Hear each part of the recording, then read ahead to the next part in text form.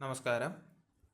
ഇന്ന് നമ്മൾ ഡിസ്കസ് ചെയ്യാൻ പോകുന്നത് എക്സെപ്ഷൻ ഹാൻഡ്ലിംഗ് എന്നൊരു കൺസെപ്റ്റാണ്. അപ്പോൾ ഇന്നത്തെ ക്ലാസ്സിൽ എന്താണ് എക്സെപ്ഷൻ, അതിനെങ്ങനെയാണ് ഹാൻഡിൽ ചെയ്യുന്നു എന്നുള്ളതാണ് നമ്മൾ പഠിക്കുന്നത്. പൊതുവെ C++നെ സംബന്ധിച്ചിടത്തോളം എക്സെപ്ഷൻ ഹാൻഡ്ലിംഗ് എന്നുള്ളതൊരു വലിയ ടോപ്പിക്കല്ല. അതിനെപ്പറ്റി പൊതുവെ നമ്മളങ്ങനെ പഠിക്കാറില്ല. എക്സെപ്ഷൻ ഹാൻഡ്ലിംഗ് നമ്മുടെ ജാവ, പൈത്തൺ പോലുള്ള ലാംഗ്വേജസിലാണ് കൂടുതലായിട്ടും കണ്ടുവരുന്നത്. അവിടെ നിന്നാണ് കൂടുതൽ ചോദ്യങ്ങളൊക്കെ കണ്ടുവരുന്നത്. എന്നാൽ അതിൻ്റെ തിയറി ഏരിയയിൽ നിന്ന് നമുക്ക് എന്തെങ്കിലുമൊക്കെ ചോദ്യങ്ങൾ വന്നാൽ അതിനെ നമുക്ക് ആൻസർ ചെയ്യാനായിട്ട് പറ്റണം. അതാണ് നമ്മളിവിടെ നോക്കുന്നത്. അപ്പോൾ നമുക്ക് മാക്സിമം കാര്യങ്ങളൊക്കെ മനസ്സിലാക്കി പോകാൻ ശ്രമിക്കാം.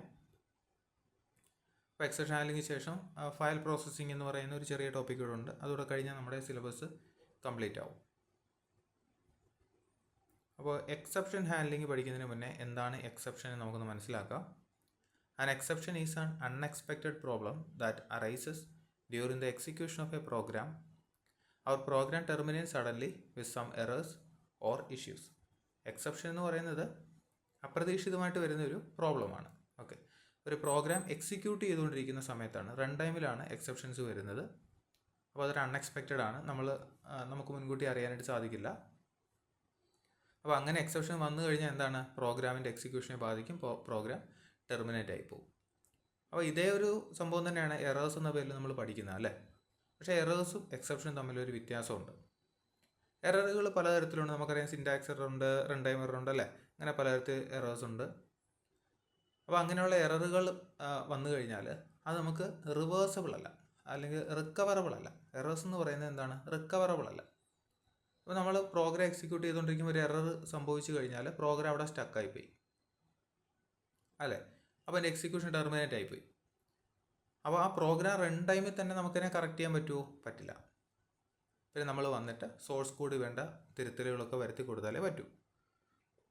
അതുകൊണ്ടാണ് റിക്കവറബിൾ അല്ല എന്ന് പറയുന്നത് എറേഴ്സ്. അപ്പോൾ നമുക്കത് സോഴ്സ് കോഡിൽ പോയിട്ട് തിരുത്തൽ വരുത്തിയെങ്കിൽ മാത്രമേ ആ എറർ ഇല്ലാതാവുന്നുള്ളൂ. പക്ഷേ എക്സെപ്ഷൻസ് അങ്ങനെയല്ല. എക്സെപ്ഷൻസ് നമുക്ക് നമ്മുടെ കോഡ് വഴി തന്നെ മാനേജ് ചെയ്ത് പോകാം.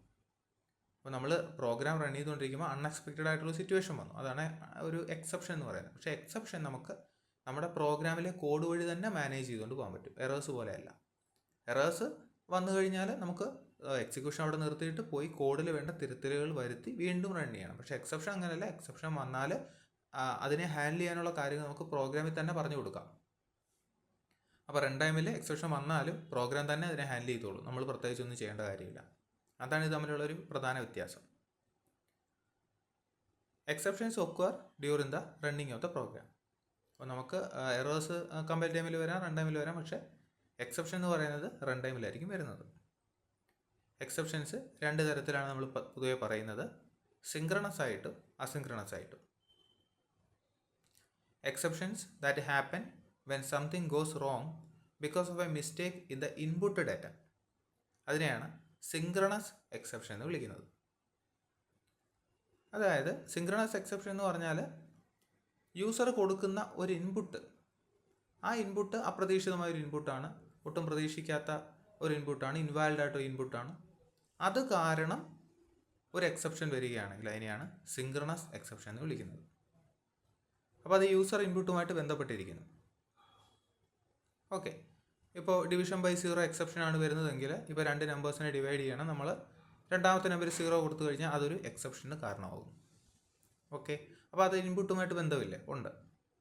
രണ്ടാമതാണ് അസിങ്ക്രണസ് എക്സെപ്ഷൻ. അതിന് ഈ പറയുന്ന യൂസർ ഇൻപുട്ടുമായിട്ട് യാതൊരു ബന്ധവുമില്ല. പ്രോഗ്രാമറിൻ്റെ അല്ലെങ്കിൽ പ്രോഗ്രാമിൻ്റെ കൺട്രോളിന് വെളിയിലാണ് അസിങ്ക്രണസ് എക്സെപ്ഷൻ. അത് എക്സിക്യൂട്ട് ചെയ്തുകൊണ്ടിരിക്കുമ്പോൾ നമ്മുടെ ഡിസ്ക് ഫെയിലായിപ്പോയി, അല്ലെങ്കിൽ കീബോർഡ് എന്തെങ്കിലും പ്രശ്നം സംഭവിച്ചു, മൗസിന് എന്തെങ്കിലും പ്രശ്നം സംഭവിച്ചു, അല്ലേ? അങ്ങനെയുള്ള എന്തെങ്കിലും എറേഴ്സ് സംഭവിക്കണം. നമ്മൾ പ്രതീക്ഷിക്കാത്ത എന്തെങ്കിലും എറേഴ്സ് എക്സിക്യൂട്ട് ചെയ്തുകൊണ്ടിരിക്കുന്ന നമ്മുടെ സിസ്റ്റത്തിന് സംഭവിച്ചു. അങ്ങനെയുള്ള എന്തെങ്കിലും പ്രശ്നങ്ങൾ ഉണ്ടായിക്കഴിഞ്ഞാൽ അതിനെയാണ് അസിങ്ക്രണസ് എക്സെപ്ഷൻ എന്ന് വിളിക്കുന്നത്. അപ്പോൾ സിങ്ക്രണസ് എക്സെപ്ഷൻ ആണെങ്കിലും അസിങ്ക്രണസ് എക്സെപ്ഷൻ ആണെങ്കിലും നമുക്കവയെ നമ്മുടെ കോഡ് വഴി ഹാൻഡിൽ ചെയ്യാനായിട്ട് പറ്റും. അതെന്തായാലും ഉറപ്പാണ്. ഓക്കെ, അപ്പോൾ രണ്ട് തരത്തിൽ എക്സെപ്ഷൻ ഉണ്ട്, സിങ്ക്രണസ് ഉണ്ട്, അസിങ്ക്രണസ് ഉണ്ട്. യൂസർ എങ്ങനെ ഇൻട്രാക്ട് ചെയ്യുന്നു അതിനനുസരിച്ച് വരാൻ സാധ്യതയുള്ളതാണ് സിങ്ക്രണസ് എക്സെപ്ഷൻ. എന്നാൽ പ്രോഗ്രാമിൻ്റെ കൺട്രോളിൽ തന്നെ ഇല്ലാതെ അൺഎക്സ്പെക്റ്റഡ് ആയിട്ട് വരുന്നതാണ് അസിങ്ക്രണസ് എക്സെപ്ഷൻ. അതിന് യൂസറുമായിട്ട് യാതൊരു ബന്ധവുമില്ല, അത് മറ്റ് എന്തെങ്കിലും കാരണങ്ങളായിട്ടാണ് വരുന്നത്.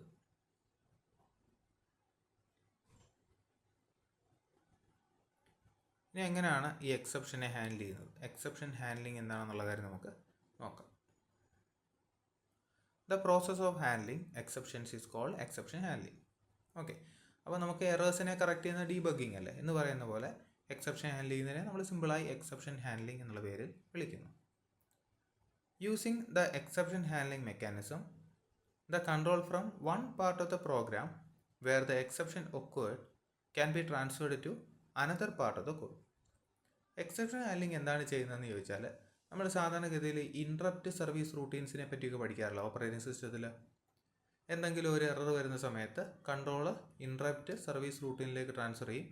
അതാ വന്ന ഇൻട്രപ്റ്റിനെ സർവീസ് ചെയ്യും, തിരിച്ച് കൺട്രോളിനെ പ്രോഗ്രാമിലേക്ക് കൊടുക്കും. എന്ത് ടാസ്ക്കാണ് ചെയ്തുകൊണ്ടിരിക്കുന്നത് അവിടേക്ക് കൊടുക്കും, നോർമൽ എക്സിക്യൂഷൻ കണ്ടിന്യൂ ചെയ്യും. അതേപോലെ ഒരു പരിപാടിയാണ് എക്സെപ്ഷൻ ഹാൻഡ്ലിങ്ങിൽ സംഭവിക്കുന്നത്. ഇവിടെ നമുക്ക് എക്സെപ്ഷൻ ഹാൻഡ്ലിങ്ങിന് വേണ്ടിയിട്ട് ഒരു പർട്ടിക്കുലർ മെക്കാനിസം ഉണ്ട്. അപ്പോൾ ഇവിടെ ഒരു എക്സെപ്ഷൻ വന്നു കഴിഞ്ഞാൽ പ്രോഗ്രാമിൻ്റെ കൺട്രോള് ഈ എക്സെപ്ഷനെ എവിടെയാണോ ഹാൻഡിൽ ചെയ്യാനുള്ള കോഡ് നമ്മൾ എഴുതിയിട്ടുള്ളത് അവിടേക്ക് പ്രോഗ്രാമിൻ്റെ കൺട്രോൾ ട്രാൻസ്ഫർ ചെയ്യപ്പെടും.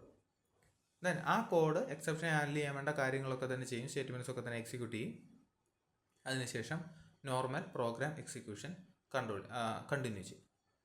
ഓക്കെ, അപ്പോൾ control from one part of the program where the exception occurred can be transferred to another part of the code. അപ്പോൾ എവിടെയാണ് എക്സെപ്ഷൻ സംഭവിച്ചത് അവിടെ നിന്നിട്ട് പ്രോഗ്രാമിൻ്റെ കൺട്രോൾ മറ്റൊരു ഭാഗത്തേക്ക് നമ്മൾ ട്രാൻസ്ഫർ ചെയ്യപ്പെടുകയാണ്. അപ്പോൾ ആ ഭാഗത്ത് എങ്ങോട്ടാണോ ട്രാൻസ്ഫർ ചെയ്യപ്പെടുന്നത് അവിടെയാണ് എക്സെപ്ഷനെ ഹാൻഡിൽ ചെയ്യാനുള്ള കാര്യങ്ങൾ നമ്മൾ ചെയ്തു വെച്ചിട്ടുള്ളത്. അതെങ്ങനെയാണ് നമുക്ക് എക്സാമ്പിൾ വഴി പഠിക്കാം. It can be done using the following specialized keywords try, catch and throw, with each having a different purpose. Exception ഹാൻഡ്ലിങ്ങുമായിട്ട് ബന്ധപ്പെട്ട് CPP-യിൽ നമ്മൾ പഠിക്കുന്നത് 3 കീവേഡ്സ് ആണ്. ട്രൈയും, ക്യാച്ച്, ത്രോ. ഇങ്ങനെ 3 എണ്ണം. Try, catch, throw. 3 എന്തൊക്കെയാണെന്ന് നമുക്ക് പഠിക്കാം. അതിനു മുന്നേ എക്സെപ്ഷൻ ഹാൻഡ്ലിങ്ങുമായിട്ട് ബന്ധപ്പെട്ട സിൻടാക്സ് നമുക്ക് നോക്കാം. ഈ ട്രൈ, ക്യാച്ച് അതുപോലെ തന്നെ ത്രോ എന്നീ കീവേഡ്സ് നമുക്കിവിടെ കാണാൻ സാധിക്കും. നോക്കുക, ഫസ്റ്റ് കണ്ടോ ട്രൈ എന്ന് എഴുതിയിട്ട് ഒരു ഓപ്പണിംഗ് ബ്രാക്കറ്റ് ഉണ്ട്. അപ്പോൾ ഇവിടെ ഒരു ബ്ലോക്ക് സ്റ്റാർട്ട് ചെയ്യാണ്, ട്രൈയുടെ ബ്ലോക്ക്. ഈ ഓപ്പണിങ്ങിനകത്ത് ഒരു കോഡ് നമുക്ക് എഴുതാൻ സാധിക്കും. നമുക്ക് വേണ്ട കോഡുകൾ എന്തൊക്കെയാണോ ചെയ്യേണ്ടത്, സാധാരണ പ്രോഗ്രാമിൽ ഇപ്പോൾ 2 നമ്പേഴ്സിനെ ആഡ് ചെയ്യാനുള്ളതാണെങ്കിൽ അതിനുള്ള കോഡോ ഡിവിഷൻ ചെയ്യാനുള്ള അതിൻ്റെ കോഡൊക്കെ നമുക്ക് ഇവിടെ കൊടുക്കാം. അത് കഴിഞ്ഞ് കണ്ടോ ത്രോ സം എക്സെപ്ഷൻ ടൈപ്പ്. അപ്പോൾ ഏത് ടൈപ്പ് എക്സെപ്ഷൻ ആണ് നമ്മൾ പ്രതീക്ഷിക്കുന്നത് അതിൻ്റെ പേരാണ് ഇവിടെ കൊടുക്കുന്നത്. ദെൻ ഒരു message semicolon, try block close ആക്കി. ദെൻ ക്യാച്ച്, ഇവിടെ കൊടുത്തിട്ടുള്ള എക്സെപ്ഷൻ്റെ പേര്, അതിൻ്റെ ഒരു ഒബ്ജക്റ്റ് ഓപ്പൺ ചെയ്തു, ക്ലോസ് ചെയ്തു. ആ എക്സെപ്ഷനെ ഹാൻഡിൽ ചെയ്യാനുള്ള കാര്യങ്ങളാണ് ഈ ക്യാച്ചിനകത്ത് നമ്മൾ എഴുതുന്നത്. ഓക്കെ, ഈ ട്രൈയും ക്യാച്ചും ത്രോയും എന്തൊക്കെയാണ് നമുക്ക് പഠിക്കാം. അപ്പോൾ ഈ സിൻടാക്സ് ഒന്ന് ക്ലിയർ ആവും. ഇവിടെ നമുക്ക് മനസ്സിലാക്കേണ്ട കാര്യം എന്ന് വെച്ച് കഴിഞ്ഞാൽ, നമ്മൾ പ്രോഗ്രാം എഴുതുമ്പോൾ എന്തെങ്കിലും ഒരു എക്സെപ്ഷൻ വരാൻ ചാൻസ് ഉണ്ട്. ഓക്കെ, എന്തെങ്കിലും ഒരു പ്രശ്നം വരാൻ ചാൻസ് ഉണ്ടെന്ന് നമുക്ക് തോന്നിക്കഴിഞ്ഞാൽ ആ പ്രശ്നം വരാൻ സാധ്യതയുണ്ടെന്ന് നമുക്ക് തോന്നുന്ന കോഡിനെ നമ്മൾ ട്രൈ ബ്ലോക്കിനകത്താണ് എഴുതുന്നത്. ഇവിടെ ട്രൈ ബ്ലോക്ക് കണ്ടില്ലേ, അവിടെയാണ് നമ്മൾ എഴുതി ചേർക്കുന്നത്. ഈ എക്സെപ്ഷനെ ഹാൻഡിൽ ചെയ്യുന്ന കാര്യങ്ങളൊക്കെ ക്യാച്ച് ബ്ലോക്കിലാണ് എഴുതുന്നത്.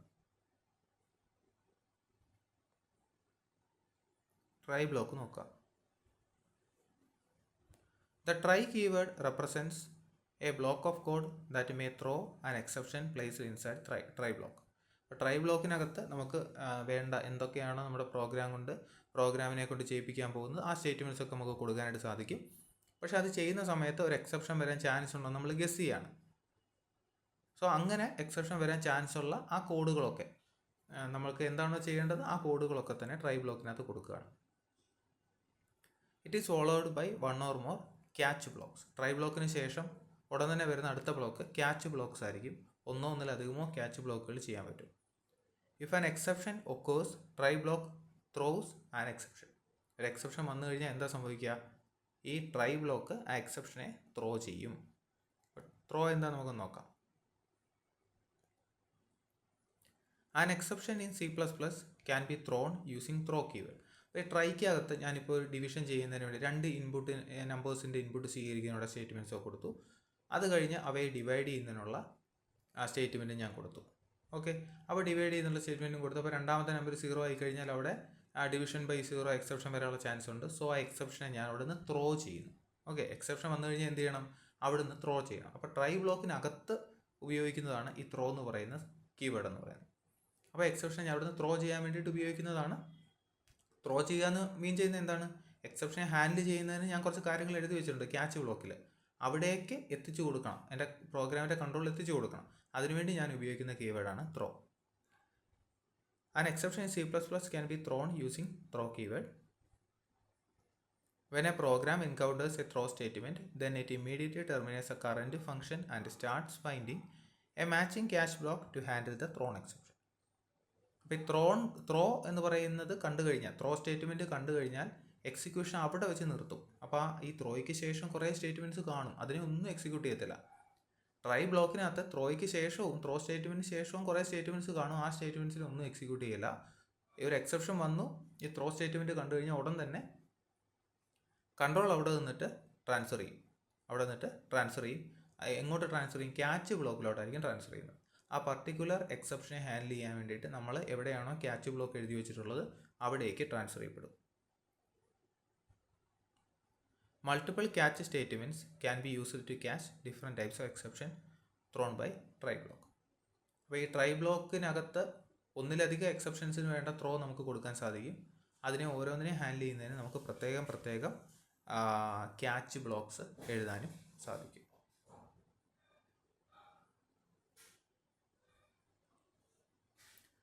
We can use the try block to test some code, and if the code throws an exception, we will handle it out catch block. നമ്മൾ പറഞ്ഞ കാര്യം തന്നെയാണ്. നമുക്ക് ഒരെണ്ണം ഇടയ്ക്ക് പറയാനുണ്ട്, ക്യാച്ച് ബ്ലോക്ക് ഒന്ന് പറയാം.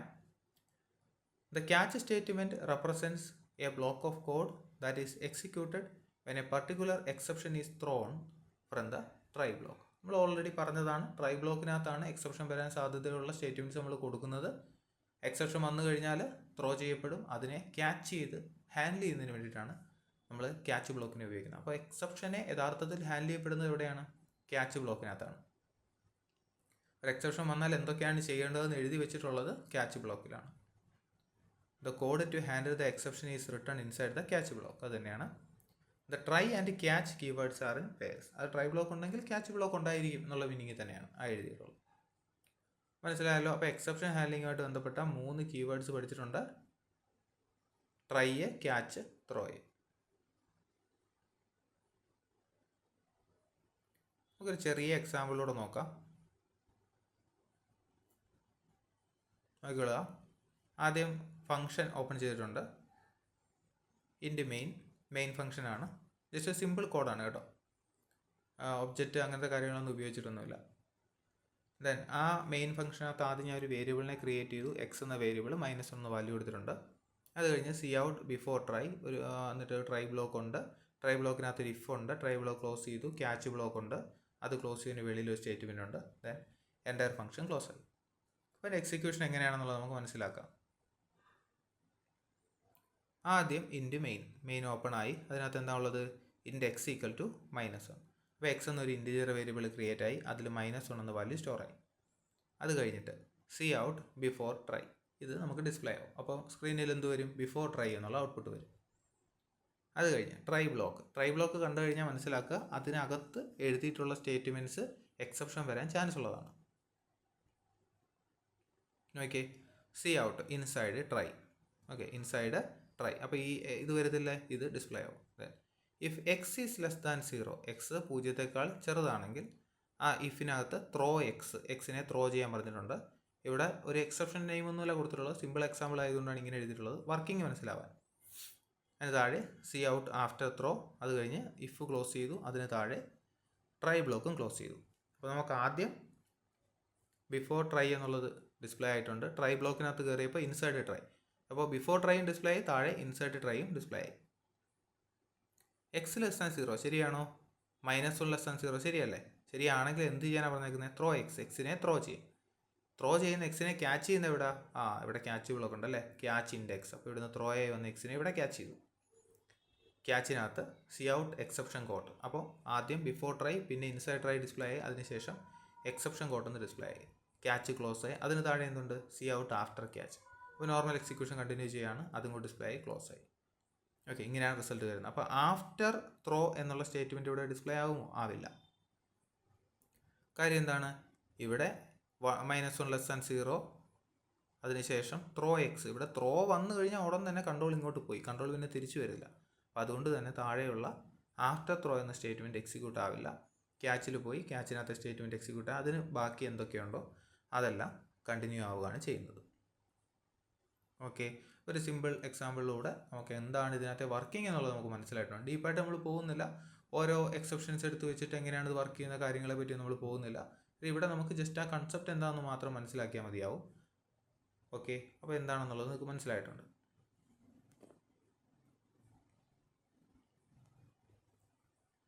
There is a special catch block called the catch all block written as catch. Okay, എന്നിട്ട് ബ്രാക്കറ്റ്സിനകത്ത് 3 ഡോട്ട്സ് കൊടുക്കും. അങ്ങനെ തന്നെയാണ് കേട്ടോ, 3-ലധികം ഡോട്ട്സ് ഒന്നും കൊടുക്കരുത്. ജസ്റ്റ് ക്യാച്ച് എന്ന് എഴുതുക, ബ്രാക്കറ്റ് ഇടുക, അതിനകത്ത് 3 ഡോട്ട്സ് കൊടുക്കുക. അതൊരു സ്പെഷ്യൽ ബ്ലോക്കാണ്, സ്പെഷ്യൽ ക്യാച്ച് ബ്ലോക്കാണത്. That can be used to catch all types of exception. ഇവിടെ സംഭവിക്കുന്നത്, ഇപ്പോൾ നമുക്ക് ട്രൈ ബ്ലോക്കിനകത്ത് 3 തരത്തിലുള്ള എക്സെപ്ഷൻ വരുന്നുണ്ടെങ്കിൽ ഈ ഓരോ എക്സെപ്ഷനെയും ക്യാച്ച് ചെയ്യാൻ വേണ്ടിയിട്ട് പ്രത്യേക ഹാൻഡ്ലിംഗ് ഫംഗ്ഷൻസ് നമ്മൾ കൊടുക്കണം, പ്രത്യേക ക്യാച്ച് നമ്മൾ കൊടുക്കണം. അപ്പോൾ അങ്ങനെ ചെയ്യുന്നതിന് പകരം ഏതൊക്കെ തരത്തിലുള്ള എക്സെപ്ഷൻ വന്നാലും അതിനെ എല്ലാം ക്യാച്ച് ചെയ്ത് ഹാൻഡിൽ ചെയ്യുന്നതിന് വേണ്ടിയിട്ട് ഒരു സിംഗിൾ ക്യാച്ച് ബ്ലോക്ക് നമുക്ക് കൊടുക്കാം. അതിനെ വിളിക്കുന്ന പേരാണ് ക്യാച്ച് ഓൾ ബ്ലോക്ക് എന്ന് പറയുന്നത്. ഈ ക്യാച്ച് ഓൾ ബ്ലോക്കിൻ്റെ സിൻടാക്സ് ആണ് ജസ്റ്റ് ക്യാച്ച് എന്ന് എഴുതിയിട്ട് സാധാരണ പരാന്തസിസ് ഇട്ട് അതിനുള്ളിൽ 3 dots. Okay, that can be used to catch all types of exceptions. If an exception is thrown and not caught anywhere, the program terminates abnormally. നമുക്കറിയാം, exception throw ആയി, പക്ഷേ എക്സെപ്ഷനെ എങ്ങും നമ്മൾ ഹാൻഡിൽ ചെയ്തില്ലെങ്കിൽ സാധാരണ ഒരു എറർ വരുമ്പോൾ എന്താണ് സംഭവിക്കുന്നത് അത് തന്നെ സംഭവിക്കും, എക്സിക്യൂഷൻ നിന്നുപോകും. ഓക്കെ, പ്രോഗ്രാം എക്സിറ്റ് ആവും. അപ്പോൾ എക്സെപ്ഷൻ ത്രോ ചെയ്യുന്നുണ്ടെങ്കിൽ നമ്മളതിനെ ഹാൻഡിൽ ചെയ്തിരിക്കണം. ഹാൻഡിൽ ചെയ്യുന്നതിനുള്ള കോഡ് നമ്മൾ കൊടുത്തില്ലെന്നുണ്ടെങ്കിൽ, അല്ലെങ്കിൽ എക്സെപ്ഷൻ ഹാൻഡ്ലിങ്ങിനുള്ള ട്രൈയോ മറ്റ് കാര്യങ്ങളോ ക്യാച്ചോ ഒന്നും നമ്മൾ ചെയ്യുന്നില്ല, സാധാരണ പ്രോഗ്രാം എഴുതുന്ന പോലെ ചെയ്യുകയാണെങ്കിൽ ഒരു എറർ വന്നാൽ എന്താ സംഭവിക്കുക, അതേപോലെ പ്രോഗ്രാം നിന്നു പോകും. A derived class exception should be coat before base class exception. ഇത് മുൻപ് ചോദിച്ചിട്ടുള്ളതാണ് കേട്ടോ, ഈ പോയിന്റ് മുൻപ് ചോദിച്ചിട്ടുള്ളതാണ്. ഇപ്പോൾ ബേസ് ക്ലാസ്സിലും ഡിറൈവ്ഡ് ക്ലാസ്സിലും എക്സെപ്ഷൻസ് വരുന്നുണ്ടെങ്കിൽ ആദ്യം ക്യാച്ച് ചെയ്യപ്പെടേണ്ടത് എന്താണ്, ഡിറൈവ്ഡ് ക്ലാസ് എക്സെപ്ഷനാണ്. ഡിറൈവ്ഡ് ക്ലാസ് എക്സെപ്ഷൻ ക്യാച്ച് ചെയ്തതിന് ശേഷമേ നമ്മൾ എന്ത് ക്യാച്ച് ചെയ്യാവൂ, ബേസ് ക്ലാസ് എക്സെപ്ഷൻ ക്യാച്ച് ചെയ്യാവൂ. CPP library has a standard exception class which is the base class for all standard exceptions. അപ്പോൾ CPPയിൽ ഒരു ക്ലാസ് ഉണ്ട്, എക്സെപ്ഷൻ എന്നാണ് ആ ക്ലാസിൻ്റെ പേര്. അപ്പോൾ C++ൽ സംഭവിക്കുന്ന എക്സെപ്ഷൻസിൻ്റെ എല്ലാം ബേസ് ക്ലാസ് ആയിട്ട് പ്രവർത്തിക്കുന്നത് ഏത് ക്ലാസ്സാണ്, എക്സെപ്ഷൻ എന്ന പേരുള്ള ഒരു ക്ലാസ്സാണ്. അപ്പോൾ അത് ചോദിക്കാൻ ചാൻസ് ഉള്ള ഒരു ചോദ്യമാണ്. Which is A base class for all exceptions in C++ എന്ന് ചോദിച്ചു കഴിഞ്ഞാൽ എക്സെപ്ഷൻ ക്ലാസ് ആണ്. ആ ക്ലാസിൻ്റെ പേരും എക്സെപ്ഷൻ എന്ന് തന്നെയാണ്.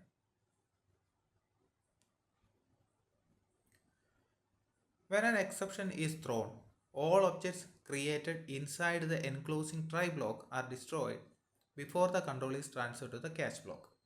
അതായത് ഇപ്പോൾ നമ്മൾ ട്രൈ ബ്ലോക്കിനകത്ത് കുറച്ച് കോഡൊക്കെ എഴുതുമെന്ന് പറഞ്ഞല്ലോ, അപ്പോൾ അതിനകത്ത് കൺസ്ട്രക്റ്റേഴ്സ്, ഒബ്ജക്ട്സിനെ ക്രിയേറ്റ് ചെയ്യുന്നതിനുള്ള കൺസ്ട്രക്റ്റേഴ്സൊക്കെ നമ്മൾ ഉപയോഗിക്കുന്നുണ്ടെന്നുണ്ടെങ്കിൽ എന്താണ്, ഒരു ഒബ്ജക്റ്റ് ക്രിയേറ്റ് ചെയ്യുമ്പോൾ അതിനെ ഇനിഷ്യലൈസ് ചെയ്യല്ലേ ചെയ്യുന്നത്, കൺസ്ട്രക്റ്റേഴ്സ് അല്ലെങ്കിൽ വാല്യൂ സപ്ലൈ ആണ് ചെയ്യുന്നത്. അപ്പോൾ അതിനുവേണ്ടി മെമ്മറി അലോക്കേറ്റ് ചെയ്ത് കൊടുക്കുന്നല്ലേ.